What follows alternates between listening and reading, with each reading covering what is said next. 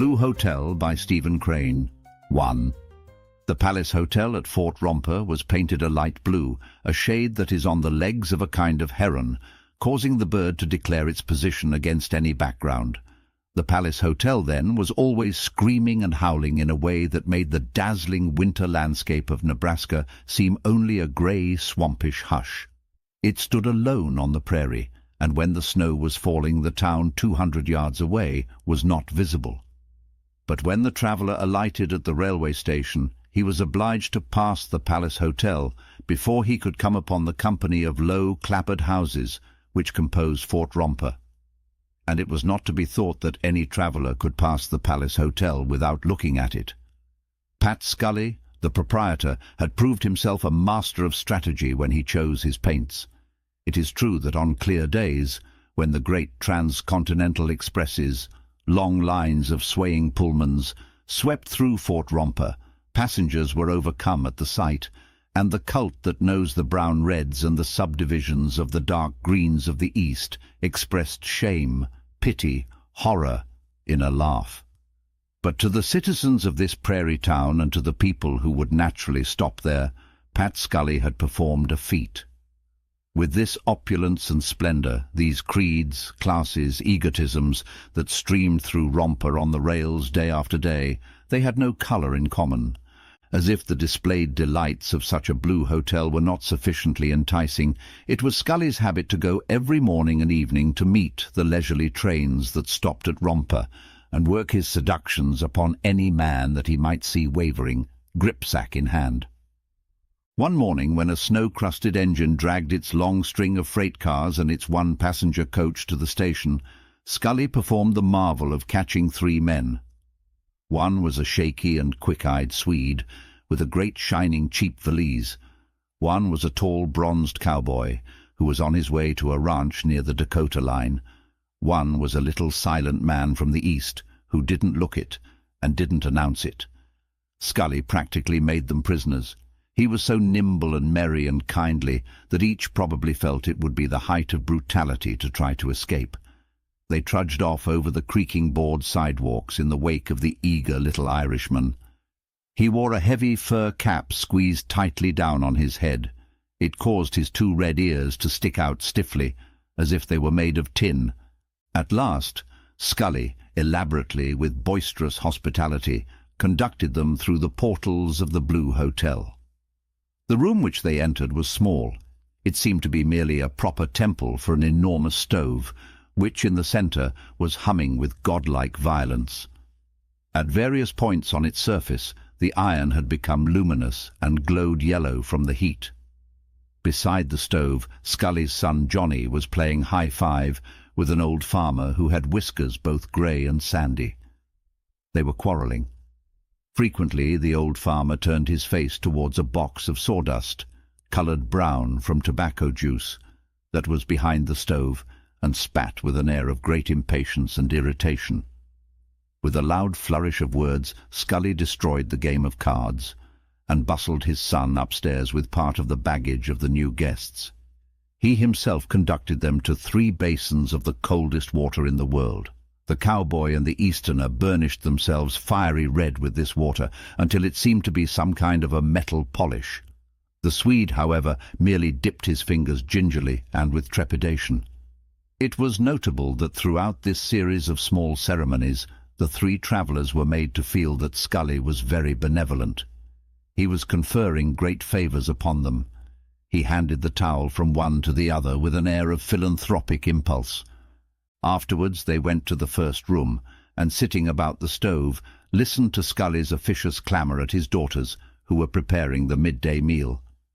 They reflected in the silence of experienced men who tread carefully amid new people. Nevertheless, the old farmer, stationary, invincible in his chair near the warmest part of the stove, turned his face from the sawdust box frequently and addressed a glowing commonplace to the strangers. Usually he was answered in short but adequate sentences by either the cowboy or the Easterner. The Swede said nothing. He seemed to be occupied in making furtive estimates of each man in the room. One might have thought that he had the sense of silly suspicion which comes to guilt. He resembled a badly frightened man. Later, at dinner, he spoke a little, addressing his conversation entirely to Scully. He volunteered that he had come from New York, where for 10 years he had worked as a tailor. These facts seemed to strike Scully as fascinating, and afterwards he volunteered that he had lived at Romper for 14 years. The Swede asked about the crops and the price of labor. He seemed barely to listen to Scully's extended replies. His eyes continued to rove from man to man. Finally, with a laugh and a wink, he said that some of these Western communities were very dangerous. And after his statement, he straightened his legs under the table, tilted his head, and laughed again, loudly. It was plain that the demonstration had no meaning to the others. They looked at him wondering and in silence. 2. As the men trooped heavily back into the front room, the 2 little windows presented views of a turmoiling sea of snow. The huge arms of the wind were making attempts, mighty, circular, futile, to embrace the flakes as they sped. A gatepost, like a still man with a blanched face, stood aghast amid this profligate fury. In a hearty voice, Scully announced the presence of a blizzard. The guests of the Blue Hotel, lighting their pipes, assented with grunts of lazy, masculine contentment. No island of the sea could be exempt in the degree of this little room with its humming stove. Johnny, son of Scully, in a tone which defined his opinion of his ability as a card player, challenged the old farmer of both grey and sandy whiskers to a game of high five. The farmer agreed with a contemptuous and bitter scoff. They sat close to the stove and squared their knees under a wide board. The cowboy and the Easterner watched the game with interest. The Swede remained near the window, aloof, but with a countenance that showed signs of an inexplicable excitement. The play of Johnny and the greybeard was suddenly ended by another quarrel. The old man arose while casting a look of heated scorn at his adversary. He slowly buttoned his coat and then stalked with fabulous dignity from the room. In the discreet silence of all other men, the Swede laughed. His laughter rang somehow childish.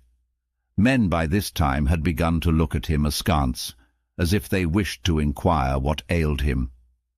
A new game was formed jocosely. The cowboy volunteered to become the partner of Johnny, and they all then turned to ask the Swede to throw in his lot with the little Easterner. He asked some questions about the game, and, learning that it wore many names, and that he had played it when it was under an alias, he accepted the invitation. He strode towards the men nervously, as if he expected to be assaulted. Finally, seated, he gazed from face to face and laughed shrilly. This laugh was so strange that the Easterner looked up quickly. The cowboy sat intent and with his mouth open, and Johnny paused, holding the cards with still fingers. Afterwards there was a short silence. Then Johnny said, "Well, let's get at it. Come on now." They pulled their chairs forward until their knees were bunched under the board. They began to play, and their interest in the game caused the others to forget the manner of the Swede. The cowboy was a board-whacker. Each time that he held superior cards, he wanged them, one by one with exceeding force, down upon the improvised table, and took the tricks with a glowing air of prowess and pride that sent thrills of indignation into the hearts of his opponents. A game with a board-whacker in it is sure to become intense. The countenances of the Easterner and the Swede were miserable whenever the cowboy thundered down his aces and kings, while Johnny, his eyes gleaming with joy, chuckled and chuckled. Because of the absorbing play, none considered the strange ways of the Swede. They paid strict heed to the game. Finally, during a lull caused by a new deal, the Swede suddenly addressed Johnny. "I suppose there have been a good many men killed in this room." The jaws of the others dropped and they looked at him. "What in hell are you talking about?" said Johnny. The Swede laughed again, his blatant laugh, full of a kind of false courage and defiance. "Oh, you know what I mean, all right," he answered. "I'm a liar if I do," Johnny protested. The card was halted and the men stared at the Swede. Johnny evidently felt that as the son of the proprietor, he should make a direct inquiry. "Now what might you be driving at, mister?" he asked. The Swede winked at him. It was a wink full of cunning. His fingers shook on the edge of the board. "Oh, maybe you think I have been to nowheres. Maybe you think I'm a tenderfoot." "I don't know nothing about you," answered Johnny, "and I don't give a damn where you've been. All I got to say is that I don't know what you're driving at. There hain't never been nobody killed in this room." The cowboy, who had been steadily gazing at the Swede, then spoke. "What's wrong with you, mister?" Apparently it seemed to the Swede that he was formidably menaced. He shivered and turned white near the corners of his mouth. He sent an appealing glance in the direction of the little Easterner. During these moments he did not forget to wear his air of advanced pot valor. "They say they don't know what I mean," he remarked mockingly to the Easterner. The latter answered after prolonged and cautious reflection. "I don't understand you," he said impassively. The Swede made a movement then which announced that he thought he had encountered treachery from the only quarter where he had expected sympathy, if not help. "Oh, I see you are all against me. I see—" The cowboy was in a state of deep stupefaction. "Say!" he cried as he tumbled the deck violently down upon the board. "Say, what are you getting at, hey?" The Swede sprang up with the celerity of a man escaping from a snake on the floor. "I don't want to fight," he shouted. "I don't want to fight." The cowboy stretched his long legs indolently and deliberately. His hands were in his pockets. He spat into the sawdust box. "Well, who the hell thought you did?" he inquired. The Swede backed rapidly towards a corner of the room. His hands were out protectingly in front of his chest, but he was making an obvious struggle to control his fright. "Gentlemen," he quavered, "I suppose I am going to be killed before I can leave this house. I suppose I am going to be killed before I can leave this house." In his eyes was the dying swan look. Through the windows could be seen the snow turning blue in the shadow of dusk. The wind tore at the house, and some loose thing beat regularly against the clapboards like a spirit tapping. A door opened and Scully himself entered. He paused in surprise as he noted the tragic attitude of the Swede. Then he said, "What's the matter here?" The Swede answered him swiftly and eagerly, "These men are going to kill me." "Kill you!" ejaculated Scully. "Kill you! What are you talking?" The Swede made the gesture of a martyr. Scully wheeled sternly upon his son. "What is this, Johnny?" The lad had grown sullen. "Damned if I know," he answered. "I can't make no sense to it." He began to shuffle the cards, fluttering them together with an angry snap. "He says a good many men have been killed in this room, or something like that. And he says he's going to be killed here too. I don't know what ails him. He's crazy. I shouldn't wonder." Scully then looked for explanation to the cowboy, but the cowboy simply shrugged his shoulders. "Kill you?" said Scully again to the Swede. "Kill you? Man, you're off your nut." "Oh, I know," burst out the Swede. "I know what will happen. Yes, I'm crazy. Yes, of course I'm crazy. Yes, but I know one thing." There was a sort of sweat of misery and terror upon his face. "I know I won't get out of here alive." The cowboy drew a deep breath, as if his mind was passing into the last stages of dissolution. "Well, I'm doggoned," he whispered to himself. Scully wheeled suddenly and faced his son. "You've been troubling this man." Johnny's voice was loud with its burden of grievance. "Why, good Gord, I ain't done nothing to him." The Swede broke in. "Gentlemen, do not disturb yourselves. I will leave this house. I will go away because—" He accused them dramatically with his glance. "Because I do not want to be killed." Scully was furious with his son. "Will you tell me what is the matter, you young divil? What's the matter anyhow? Speak out." "Blame it!" cried Johnny in despair. "Don't I tell you I don't know? He says we want to kill him, and that's all I know. I can't tell what ails him." The Swede continued to repeat, "Never mind, Mr. Scully, never mind. I will leave this house. I will go away because I do not wish to be killed. Yes, of course, I am crazy, yes. But I know one thing. I will go away. I will leave this house. Never mind, Mr. Scully, never mind. I will go away." "You will not go away," said Scully. "You will not go away until I hear the reason of this business. If anybody has troubled you, I will take care of him. This is my house. You are under my roof, and I will not allow any peaceable man to be troubled here." He cast a terrible eye upon Johnny, the cowboy, and the Easterner. "Never mind, Mr. Scully, never mind. I will go away. I do not wish to be killed." The Swede moved towards the door, which opened upon the stairs. It was evidently his intention to go at once for his baggage. "No, no," shouted Scully peremptorily, but the white-faced man slid by him and disappeared. "Now," said Scully severely, "what does this mean?" Johnny and the cowboy cried together, "Why, we didn't do nothing to him." Scully's eyes were cold. "No," he said, "you didn't." Johnny swore a deep oath. "Why, this is the wildest loon I ever see. We didn't do nothing at all. We were just sitting here playing cards, and he—" The father suddenly spoke to the Easterner.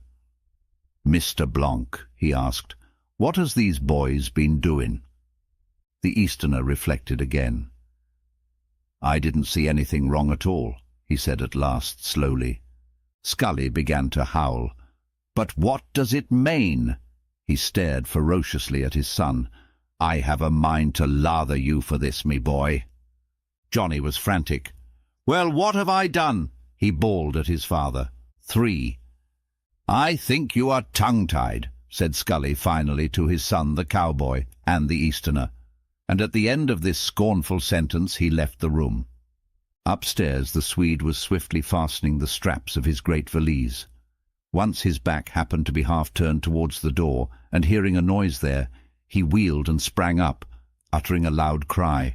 Scully's wrinkled visage showed grimly in the light of the small lamp he carried.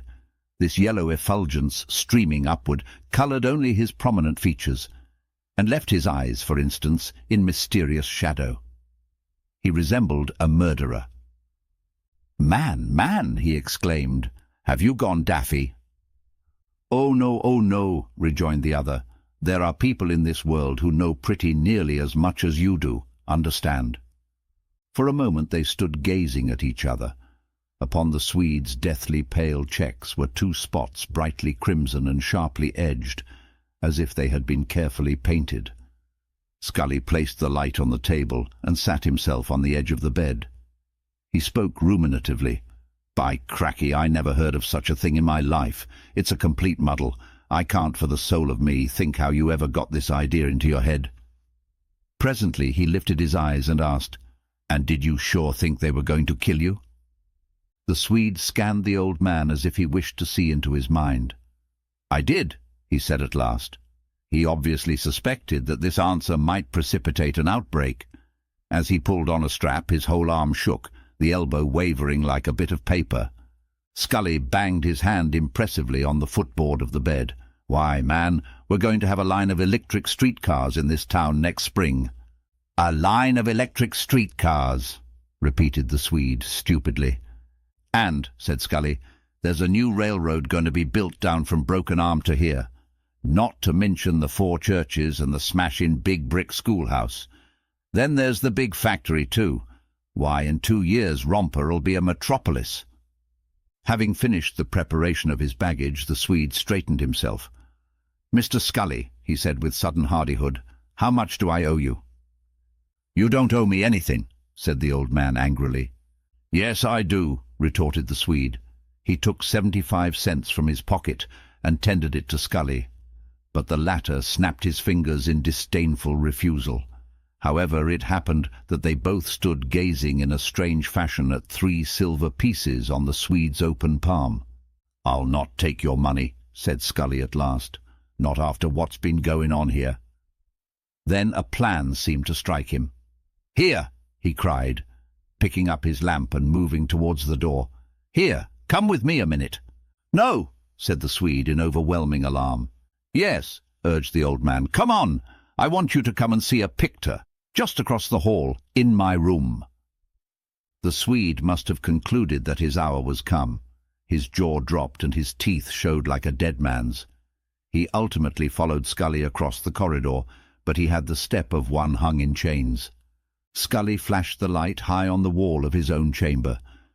There was revealed a ridiculous photograph of a little girl. She was leaning against a balustrade of gorgeous decoration, and the formidable bang to her hair was prominent. The figure was as graceful as an upright sled stake, and withal it was of the hue of lead. "There," said Scully tenderly, "that's the picture of my little girl that died. Her name was Carrie. She had the purtiest hair you ever saw. I was that fond of her, she—" Turning then, he saw that the Swede was not contemplating the picture at all, but instead was keeping keen watch on the gloom in the rear. "Look, man," cried Scully heartily, "that's the picture of my little gal that died. Her name was Carrie. And then here's the picture of my oldest boy, Michael. He's a lawyer in Lincoln and doing well. I gave that boy a grand education, and I'm glad for it now. He's a fine boy. Look at him now. Ain't he bold as blazes, him there in Lincoln, an honoured and respected gentleman. An honoured and respected gentleman," concluded Scully with a flourish, and, so saying, he smote the Swede jovially on the back. The Swede faintly smiled. "Now," said the old man, "there's only one more thing." He dropped suddenly to the floor and thrust his head beneath the bed. The Swede could hear his muffled voice. "I'd keep it under me pillar if it wasn't for that boy Johnny. Then there's the old woman. Where is it now? I never put it twice in the same place. Ah, now come out with you." Presently he backed clumsily from under the bed, dragging with him an old coat rolled into a bundle. "I've fetched him," he muttered. Kneeling on the floor, he unrolled the coat and extracted from its heart a large yellow-brown whisky bottle. His first manoeuvre was to hold the bottle up to the light. Reassured, apparently, that nobody had been tampering with it, he thrust it with a generous movement towards the Swede. The weak-kneed Swede was about to eagerly clutch this element of strength, but he suddenly jerked his hand away and cast a look of horror upon Scully. "Drink," said the old man affectionately. He had risen to his feet and now stood facing the Swede. There was a silence.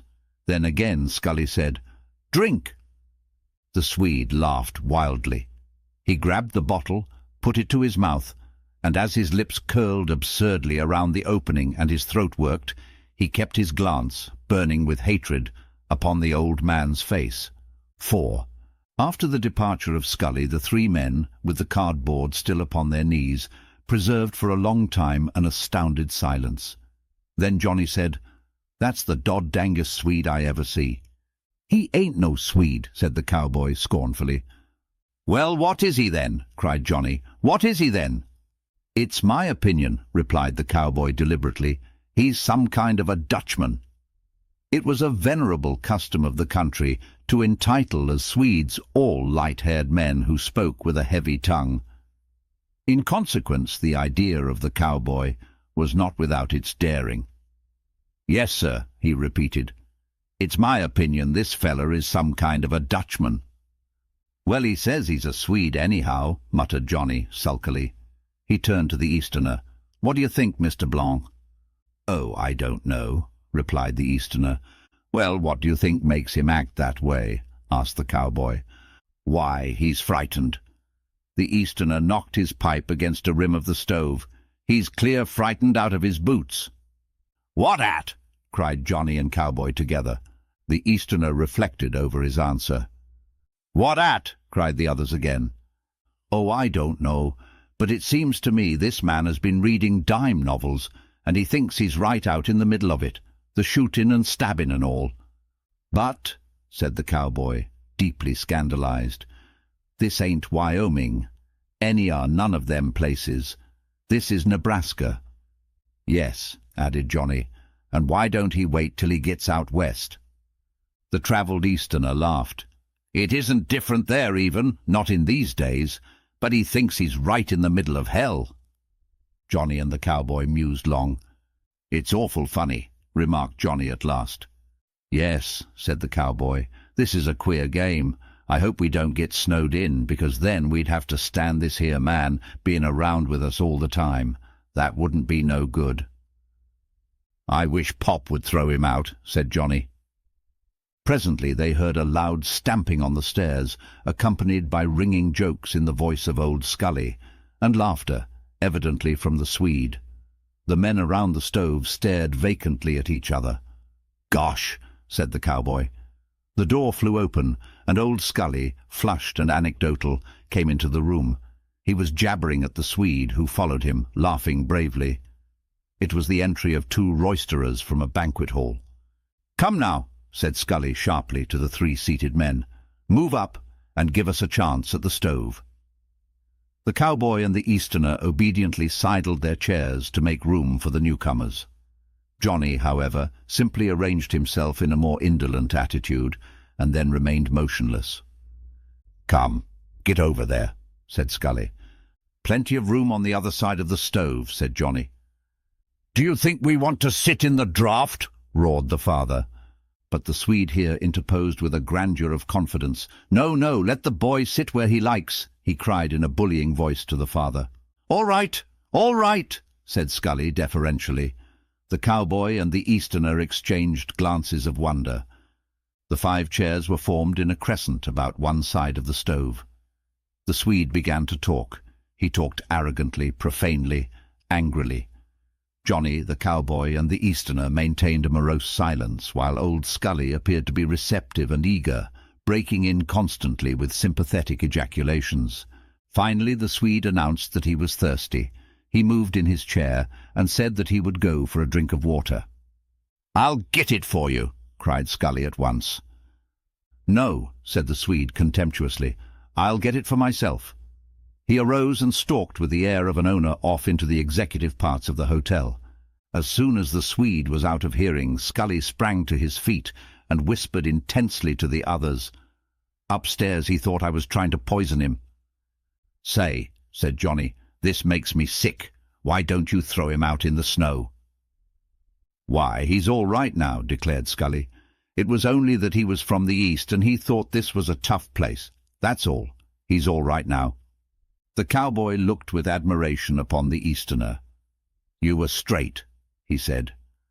"You were on to that there Dutchman." "Well," said Johnny to his father, "he may be all right now, but I don't see it. Other time he was scared, but now he's too fresh." Scully's speech was always a combination of Irish brogue and idiom, Western twang and idiom, and scraps of curiously formal diction taken from the storybooks and newspapers. He now hurled a strange mass of language at the head of his son. "What do I keep? What do I keep? What do I keep?" he demanded in a voice of thunder. He slapped his knee impressively to indicate that he himself was going to make reply, and that all should heed. "I keep a hotel," he shouted. "A hotel, do you mind? A guest under my roof has sacred privileges. He is to be intimidated by none. Not one word shall he hear that would prejudice him in favor of going away. I'll not have it. There's no place in this here town where they can say they either took in a guest of mine because he was afraid to stay here." He wheeled suddenly upon the cowboy and the Easterner. "Am I right?" "Yes, Mr. Scully," said the cowboy, "I think you're right." "Yes, Mr. Scully," said the Easterner, "I think you're right." 5. At 6 o'clock supper the Swede fizzed like a fire-wheel. He sometimes seemed on the point of bursting into riotous song, and in all his madness he was encouraged by old Scully.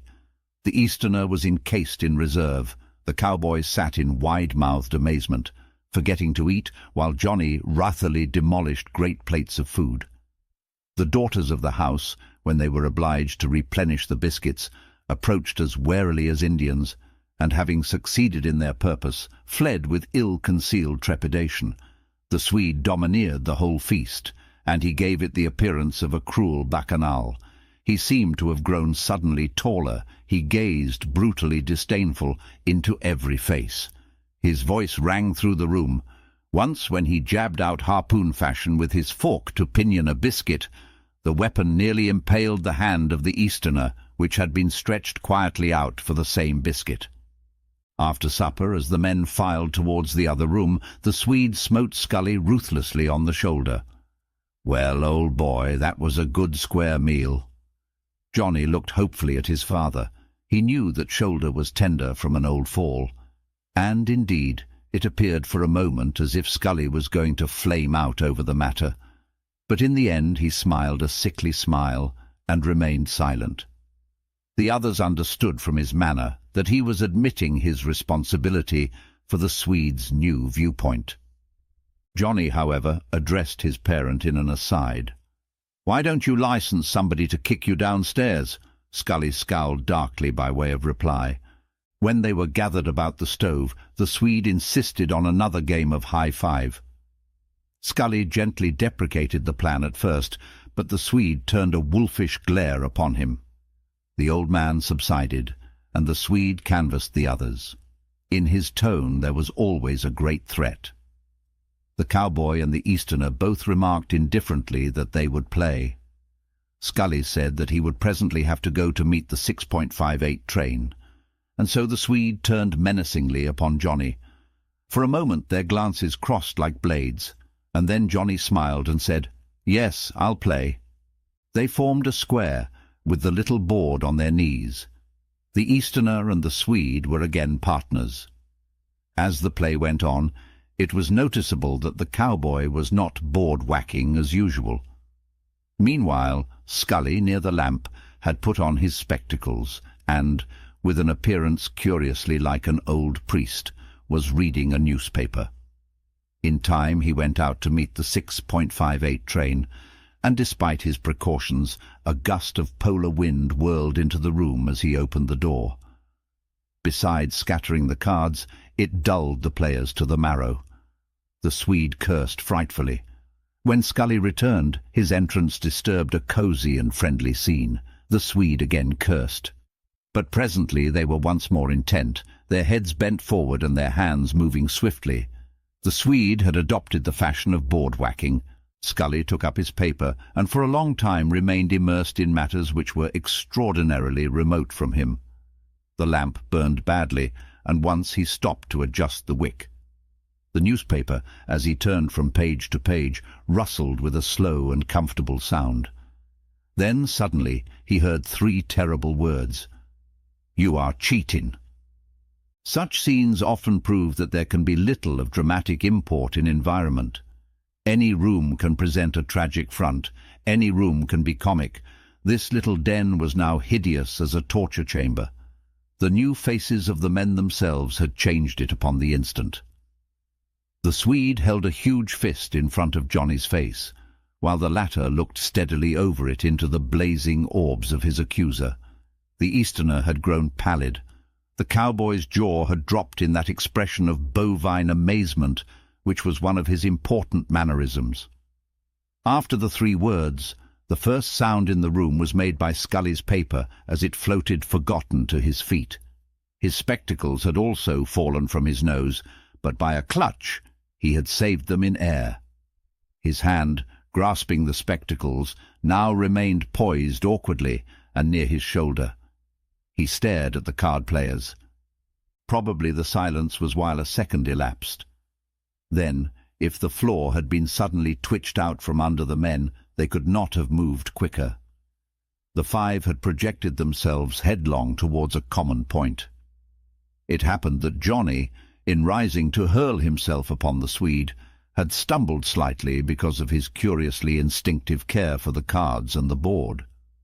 The loss of the moment allowed time for the arrival of Scully, and also allowed the cowboy time to give the Swede a great push which sent him staggering back. The men found tongue together, and hoarse shouts of rage, appeal or fear burst from every throat. The cowboy pushed and jostled feverishly at the Swede, and the Easterner and Scully clung wildly to Johnny. But, through the smoky air, above the swaying bodies of the peace compellers, the eyes of the 2 warriors ever sought each other in glances of challenge that were at once hot and steely. Of course the board had been overturned, and now the whole company of cards was scattered over the floor, where the boots of the men trampled the fat and painted kings and queens as they gazed with their silly eyes at the war that was waging above them. Scully's voice was dominating the yells. "Stop now! Stop, I say! Stop now!" Johnny, as he struggled to burst through the rank formed by Scully and the Easterner, was crying, Well, he says I cheated. He says I cheated. I won't allow no man to say I cheated. If he says I cheated, he's a gitchy, the cowboy was telling the Swede. Quit now, quit, do you hear? The screams of the Swede never ceased. He did cheat. I saw him. I saw him. As for the Easterner, he was importuning in a voice that was not heeded. Wait a moment, can't you? Oh, wait a moment. What's the good of a fight over a game of cards? Wait a moment. In this tumult, no complete sentences were clear. Cheat! Quit! He says... These fragments pierced the uproar and rang out sharply. It was remarkable that, whereas Scully undoubtedly made the most noise, he was the least heard of any of the riotous band. Then suddenly there was a great cessation. It was as if each man had paused for breath, and although the room was still lighted with the anger of men, it could be seen that there was no danger of immediate conflict, and at once Johnny, shouldering his way forward, almost succeeded in confronting the Swede. What did you say I cheated for? What did you say I cheated for? I don't cheat, and I won't let no man say I do. The Swede said, I saw you. I saw you. Well, cried Johnny, I'll fight any man what says I cheat. No, you won't, said the cowboy, not here. Ah, be still, can't you? Said Scully, coming between them. The quiet was sufficient to allow the Easterner's voice to be heard. He was repealing, Oh, wait a moment, can't you? What's the good of a fight over a game of cards? Wait a moment.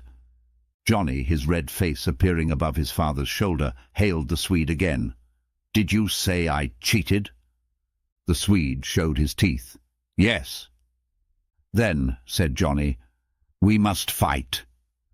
Yes, fight, roared the Swede. He was like a demoniac. Yes, fight. I'll show you what kind of a man I am. I'll show you who you want to fight. Maybe you think I can't fight. Maybe you think I can't. I'll show you, you skin, you card sharp. Yes, you cheated, you cheated, you cheated. Well, let's go at it then, mister, said Johnny coolly. The cowboy's brow was beaded with sweat from his efforts in intercepting all sorts of raids. He turned in despair to Scully. What are you going to do now? A change had come over the Celtic visage of the old man. He now seemed all eagerness. His eyes glowed. We'll let them fight, he answered stalwartly. I can't put up with it any longer. I've stood this damned Swede till I'm sick. We'll let them fight. 6. The men prepared to go out of doors. The Easterner was so nervous that he had great difficulty in getting his arms into the sleeves of his new leather coat. As the cowboy drew his fur cap down over his cars, his hands trembled. In fact, Johnny and old Scully were the only ones who displayed no agitation. These preliminaries were conducted without words. Scully threw open the door. Well, come on, he said. Instantly a terrific wind caused the flame of the lamp to struggle at its wick, while a puff of black smoke sprang from the chimney-top. The stove was in mid-current of the blast, and its voice swelled to equal the roar of the storm. Some of the scarred and bedabbled cards were caught up from the floor and dashed helplessly against the farther wall. The men lowered their heads and plunged into the tempest as into a sea. No snow was falling, but great whirls and clouds of flakes, swept up from the ground by the frantic winds, were streaming southward with the speed of bullets. The covered land was blue with the sheen of an unearthly satin, and there was no other hue save where, at the low black railway station, which seemed incredibly distant, one light gleamed like a tiny jewel. As the men floundered into a thigh-deep drift, it was known that the Swede was bawling out something. Scully went to him, put a hand on his shoulder, and projected an ear. "What's that you say?" he shouted. "I say," bawled the Swede again, "I won't stand much show against this gang. I know you'll all pitch on me."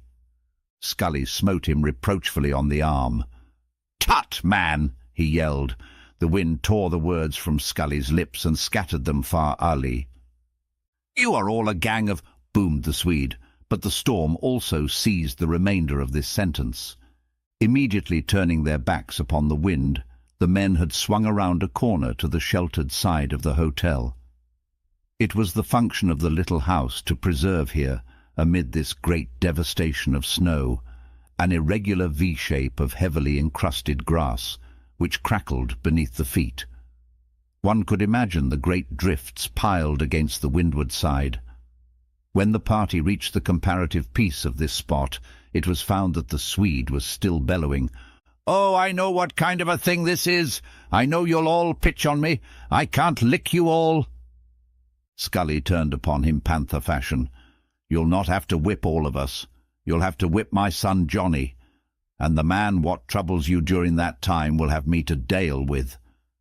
The arrangements were swiftly made. The two men faced each other, obedient to the harsh commands of Scully, whose face, in the subtly luminous gloom, could be seen set in the austere, impersonal lines that are pictured on the countenances of the Roman veterans. The Easterner's teeth were chattering, and he was hopping up and down like a mechanical toy. The cowboy stood rock-like. The contestants had not stripped off any clothing. Each was in his ordinary attire. Their fists were up, and they eyed each other in a calm that had the elements of leonine cruelty in it. During this pause, the Easterner's mind, like a film, took lasting impressions of three men, the iron-nerved master of the ceremony, the Swede, pale, motionless, terrible, and Johnny, serene yet ferocious, brutish yet heroic. The entire prelude had in it a tragedy greater than the tragedy of action, and this aspect was accentuated by the long, mellow cry of the blizzard as it sped the tumbling and wailing flakes into the black abyss of the south. "Now!" said Scully. The two combatants leapt forward and crashed together like bullocks. There was heard the cushioned sound of blows and of a curse squeezing out from between the tight teeth of one. As for the spectators, the Easterner's pent-up breath exploded from him with a pop of relief, absolute relief from the tension of the preliminaries. The cowboy bounded into the air with a yowl. Scully was immovable as from supreme amazement and fear at the fury of the fight, which he himself had permitted and arranged. For a time the encounter in the darkness was such a perplexity of flying arms that it presented no more detail than would a swiftly revolving wheel. Occasionally a face, as if illumined by a flash of light, would shine out, ghastly and marked with pink spots. A moment later the men might have been known as shadows, if it were not for the involuntary utterance of oaths that came from them in whispers. Suddenly a holocaust of warlike desire caught the cowboy, and he bolted forward with the speed of a bronco. "Go it, Johnny! Go it! Kill him! Kill him!" Scully confronted him. "Cape back," he said, and by his glance the cowboy could tell that this man was Johnny's father. To the Easterner there was a monotony of unchangeable fighting that was an abomination. This confused mingling was eternal to his sense, which was concentrated in a longing for the end, the priceless end. Once the fighters lurched near him, and as he scrambled hastily backward, he heard them breathe like men on the rack. "Kill him, Johnny! Kill him! Kill him! Kill him!" The cowboy's face was contorted like one of those agony masks in museums. "Keep still," said Scully, icily. Then there was a sudden loud grunt, incomplete, cut short, and Johnny's body swung away from the Swede and fell with sickening heaviness to the grass. The cowboy was barely in time to prevent the mad Swede from flinging himself upon his prone adversary. "No, you don't," said the cowboy, interposing an arm. "Wait a second." Scully was at his son's side. "Johnny! Johnny, me boy!" His voice had a quality of melancholy tenderness. "Johnny, can you go on with it?" He looked anxiously down into the bloody, pulpy face of his son. There was a moment of silence, and then Johnny answered in his ordinary voice, "Yes, yes." Assisted by his father, he struggled to his feet. "Wait a bit now till you get your wind," said the old man. A few paces away the cowboy was lecturing the Swede. "No, you don't. Wait a second." The Easterner was plucking at Scully's sleeve. "Oh, this is enough," he pleaded. "This is enough. Let it go as it stands. This is enough." "Bill," said Scully, "get out of the road." The cowboy stepped aside. "Now." The combatants were actuated by a new caution as they advanced towards collision. They glared at each other, and then the Swede aimed a lightning blow that carried with it his entire weight. Johnny was evidently half stupid from weakness, but he miraculously dodged, and his fist sent the overbalanced Swede sprawling. The cowboy, Scully, and the Easterner burst into a cheer that was like a chorus of triumphant soldiery. But before its conclusion, the Swede had scuffled agilely to his feet and come in berserk abandon at his foe. There was another perplexity of flying arms, and Johnny's body again swung away and fell, even as a bundle might fall from a roof. The Swede instantly staggered to a little wind-waved tree and leaned upon it, breathing like an engine, while his savage and flame-lit eyes roamed from face to face as the men bent over Johnny. There was a splendor of isolation in his situation at this time, which the Easterner felt once when, lifting his eyes from the man on the ground, he beheld that mysterious and lonely figure, waiting. "Aren't you any good yet, Johnny?" asked Scully in a broken voice. The son gasped and opened his eyes languidly. After a moment he answered, "No, I ain't any good any more." Then, from shame and bodily ill, he began to weep, the tears furrowing down through the bloodstains on his face. "He was too heavy for me." Scully straightened and addressed the waiting figure. "Stranger," he said evenly, "it's all up with our side." Then his voice changed into that vibrant huskiness which is commonly the tone of the most simple and deadly announcements. "Johnny is whipped." Without replying, the victor moved off on the route to the front door of the hotel. The cowboy was formulating new and unspellable blasphemies. The Easterner was startled to find that they were out in a wind that seemed to come direct from the shadowed Arctic floes. He heard again the wail of the snow as it was flung to its grave in the south. He knew now that all this time the cold had been sinking into him deeper and deeper, and he wondered that he had not perished. He felt indifferent to the condition of the vanquished man. "Johnny, can you walk?" asked Scully. "Did I hurt him any?" asked the son. "Can you walk, boy? Can you walk?" Johnny's voice was suddenly strong. There was a robust impatience in it. "I asked you whether I hurt him any." "Yes, yes, Johnny," answered the cowboy consolingly. "He's hurt a good deal." They raised him from the ground, and as soon as he was on his feet, he went tottering off, rebuffing all attempts at assistance. When the party rounded the corner, they were fairly blinded by the pelting of the snow. It burned their faces like fire. The cowboy carried Johnny through the drift to the door. As they entered, some cards again rose from the floor and beat against the wall. The Easterner rushed to the stove. He was so profoundly chilled that he almost dared to embrace the glowing iron. The Swede was not in the room. Johnny sank into a chair and, folding his arms on his knees, buried his face in them. Scully, warming one foot and then the other at a rim of the stove, muttered to himself with Celtic mournfulness. The cowboy had removed his fur cap, and with a dazed and rueful air he was running one hand through his tousled locks. From overhead they could hear the creaking of boards as the Swede tramped here and there in his room. The sad quiet was broken by the sudden flinging open of a door that led towards the kitchen. It was instantly followed by an inrush of women. They precipitated themselves upon Johnny amid a chorus of lamentation.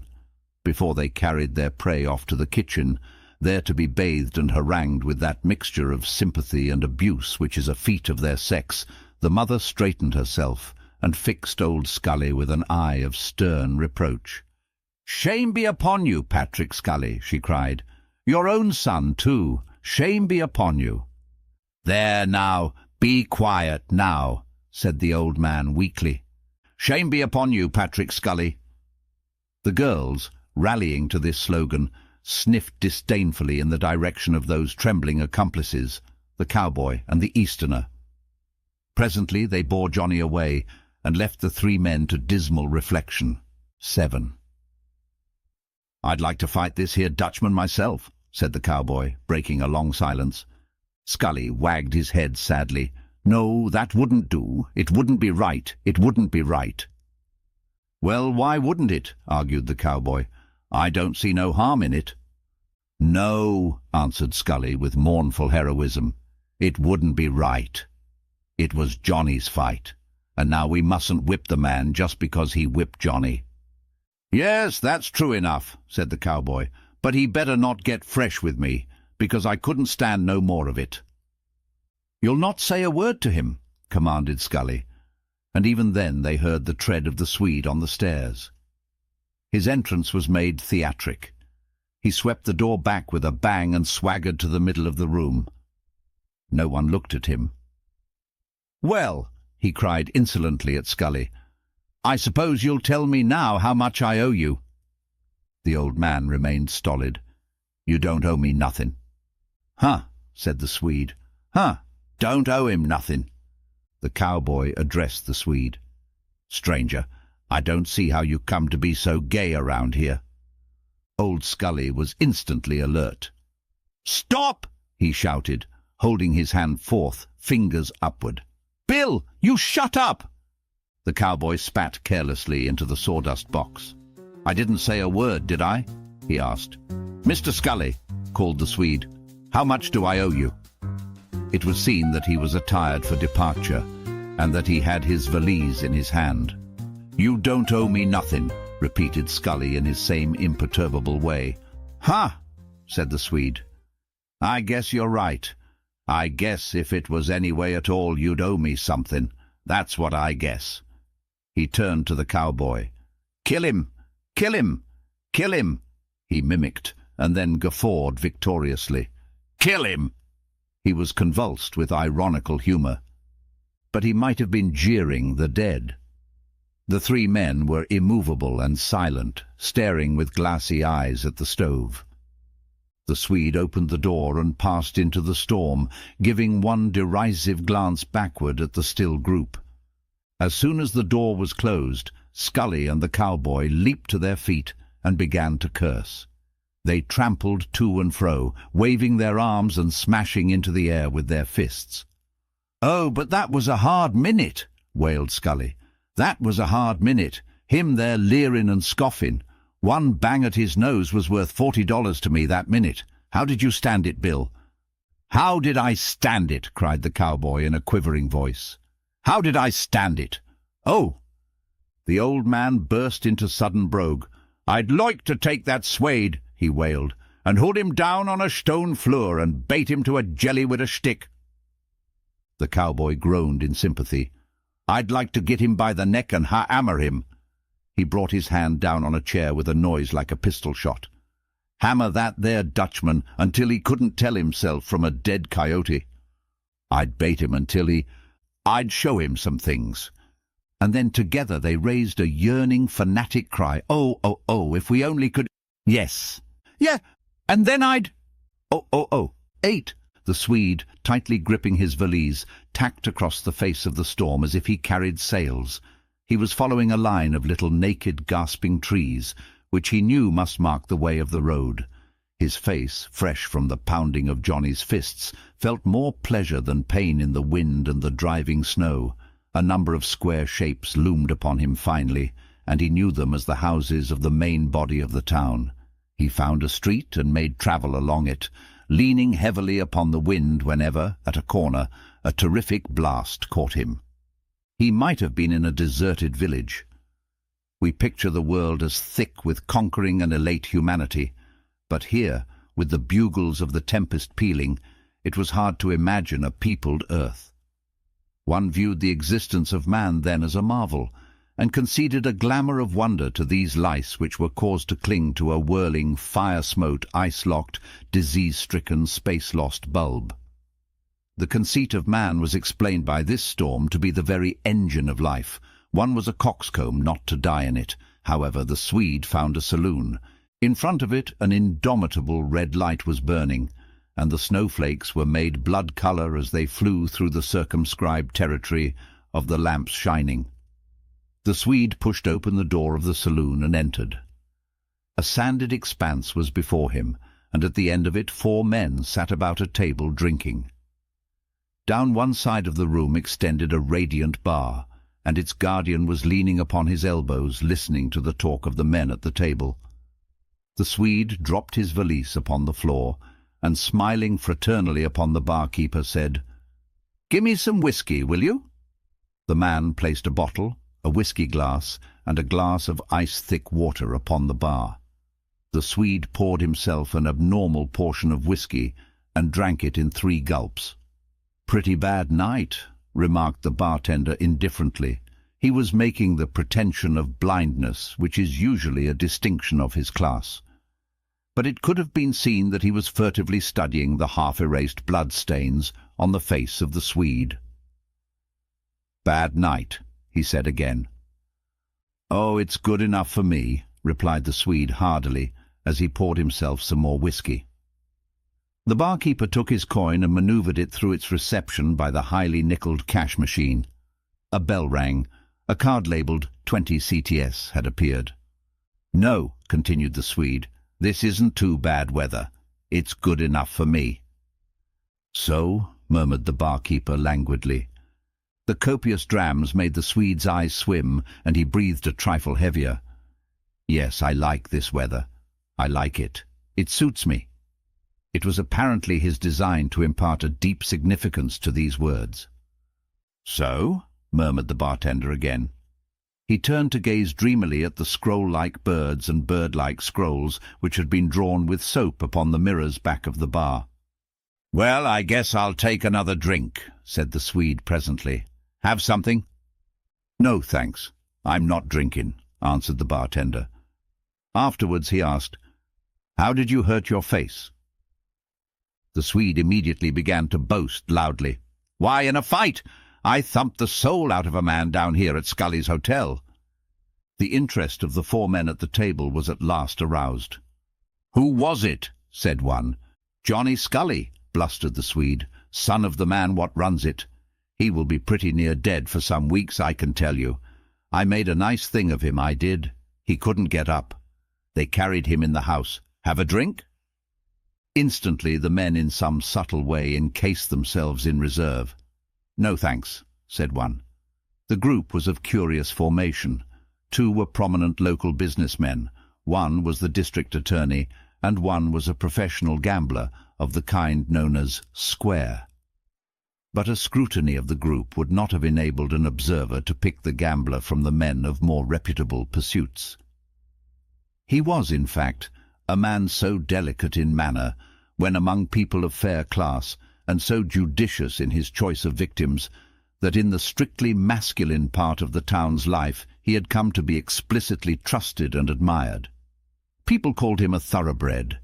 The fear and contempt with which his craft was regarded was undoubtedly the reason that his quiet dignity shone conspicuous above the quiet dignity of men who might be merely hatters, billiard markers, or grocery clerks. Beyond an occasional unwary traveller who came by rail, this gambler was supposed to prey solely upon reckless and senile farmers who, when flush with good crops, drove into town in all the pride and confidence of an absolutely invulnerable stupidity. Hearing at times in circuitous fashion of the despoilment of such a farmer, the important men of Romper invariably laughed in contempt of the victim, and, if they thought of the wolf at all, it was with a kind of pride at the knowledge that he would never dare think of attacking their wisdom and courage. Besides, it was popular that this gambler had a real wife and 2 real children in a neat cottage in a suburb where he led an exemplary home life, and when anyone even suggested a discrepancy in his character, the crowd immediately vociferated descriptions of this virtuous family circle. Then men who led exemplary home lives and men who did not lead exemplary home lives all subsided in a bunch, remarking that there was nothing more to be said. However, when a restriction was placed upon him, as, for instance, when a strong clique of members of the new Pollywog Club refused to permit him, even as a spectator, to appear in the rooms of the organization, the candour and gentleness with which he accepted the judgment disarmed many of his foes and made his friends more desperately partisan. He invariably distinguished between himself and a respectable romper man so quickly and frankly that his manner actually appeared to be a continual broadcast compliment. And one must not forget to declare the fundamental fact of his entire position in romper. It is irrefutable that in all affairs outside of his business, in all matters that occur eternally and commonly between man and man, this thieving card player was so generous, so just, so moral, that in a contest he could have put to flight the consciences of 9/10 of the citizens of Romper. And so it happened that he was seated in this saloon with the two prominent local merchants and the district attorney. The Swede continued to drink raw whiskey, meanwhile babbling at the barkeeper and trying to induce him to indulge in potations. "Come on, have a drink. Come on." "What? No." "Well, have a little one then. By God, I've whipped a man tonight and I want to celebrate. I whipped him good too. Gentlemen," the Swede cried to the men at the table, "have a drink?" "Shh," said the barkeeper. The group at the table, although furtively attentive, had been pretending to be deep in talk, but now a man lifted his eyes towards the Swede and said shortly, "Thanks, we don't want any more." At this reply the Swede ruffled out his chest like a rooster. "Well," he exploded, "it seems I can't get anybody to drink with me in this town. Seems so, don't it? Well." "Shh," said the barkeeper. "Say," snarled the Swede, "don't you try to shut me up. I won't have it. I'm a gentleman, and I want people to drink with me. And I want 'em to drink with me now. Now. Do you understand?" He rapped the bar with his knuckles. Years of experience had calloused the bartender. He merely grew sulky. "I hear you," he answered. "Well," cried the Swede, "listen hard then. See those men over there? Well, they're going to drink with me, and don't you forget it. Now you watch." "Hi!" yelled the barkeeper. "This won't do." "Why won't it?" demanded the Swede. He stalked over to the table and by chance laid his hand upon the shoulder of the gambler. "How about this?" he asked wrathfully. "I asked you to drink with me." The gambler simply twisted his head and spoke over his shoulder. "My friend, I don't know you." "Oh, hell," answered the Swede.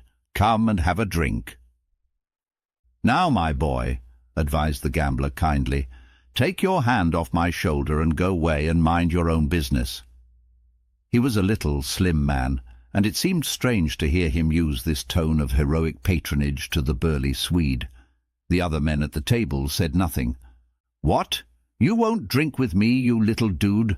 I'll make you then. I'll make you." The Swede had grasped the gambler frenziedly at the throat and was dragging him from his chair. The other men sprang up. The barkeeper dashed around the corner of his bar. There was a great tumult, and then was seen a long blade in the hand of the gambler. It shot forward, and a human body, this citadel of virtue, wisdom, power, was pierced as easily as if it had been a melon. The Swede fell with a cry of supreme astonishment. The prominent merchants and the district attorney must have at once tumbled out of the place backward. The bartender found himself hanging limply to the arm of a chair and gazing into the eyes of a murderer. "Henry," said the latter, as he wiped his knife on one of the towels that hung beneath the bar rail, "you tell 'em where to find me. I'll be home, waiting for 'em." Then he vanished. A moment afterwards the barkeeper was in the street, dinning through the storm for help, and moreover companionship. The corpse of the Swede, alone in the saloon, had its eyes fixed upon a dreadful legend that dwelt atop of the cash machine. This registers the amount of your purchase. 9. Months later, the cowboy was frying pork over the stove of a little ranch near the Dakota line when there was a quick thud of hoofs outside, and presently the Easterner entered with the letters and the papers. "Well," said the Easterner at once, "the chap that killed the Swede has got 3 years. Wasn't much, was it?" "He has? 3 years?" The cowboy poised his pan of pork while he ruminated upon the news. 3 years. That ain't much." "No, it was a light sentence," replied the Easterner as he unbuckled his spurs. Seems there was a good deal of sympathy for him in Romper. If the bartender had been any good, observed the cowboy thoughtfully, he would have gone in and cracked that there Dutchman on the head with a bottle in the beginning of it and stopped all this here murdering. Yes, 1,000 things might have happened, said the Easterner tartly. The cowboy returned his pan of pork to the fire, but his philosophy continued. It's funny, ain't it? If he hadn't said Johnny was cheating, he'd be alive this minute. He was an awful fool. Game played for fun, too, not for money. I believe he was crazy. I feel sorry for that gambler, said the Easterner. Oh, so do I, said the cowboy. He don't deserve none of it for killing who he did. The Swede might not have been killed if everything had been square. Might not have been killed? Exclaimed the cowboy. Everything square? Why, when he said that Johnny was cheating and acted like such a jackass, and then in the saloon he fairly walked up to get hurt? With these arguments the cowboy browbeat the Easterner and reduced him to rage. You're a fool, cried the Easterner viciously. You're a bigger jackass than the Swede by a million majority. Now let me tell you one thing. Let me tell you something. Listen, Johnny was cheating. Johnny, said the cowboy blankly. There was a minute of silence, and then he said robustly, Why, no, the game was only for fun. Fun or not, said the Easterner, Johnny was cheating. I saw him. I know it. I saw him, and I refused to stand up and be a man. I let the Swede fight it out alone. And you were simply puffing around the place and wanting to fight. And then old Scully himself, we are all in it. This poor gambler isn't even a noun. He is kind of an adverb. Every sin is the result of a collaboration. We, 5 of us, have collaborated in the murder of this Swede. Usually there are from 12 to 40 women really involved in every murder, but in this case it seems to be only 5 men. You, I, Johnny, old Scully, and that fool of an unfortunate gambler came merely as a culmination, the apex of a human movement, and gets all the punishment. The cowboy, injured and rebellious, cried out blindly into this fog of mysterious theory. Well, I didn't do anything, did I?